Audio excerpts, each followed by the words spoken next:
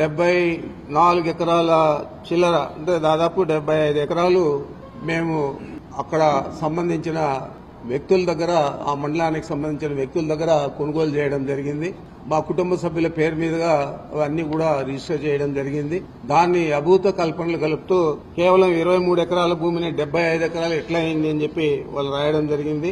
మరి నేను ఒకటే మీ అందరికీ కూడా తెలియజేస్తా ఉన్నాను, మీ ద్వారా ఈ రాష్ట్ర ప్రజలకు కూడా చంద్రబాబు కుట్రలు కుతంత్రాలు ఈ రాష్ట్ర ప్రజలకు ముందే బాగా తెలుసు.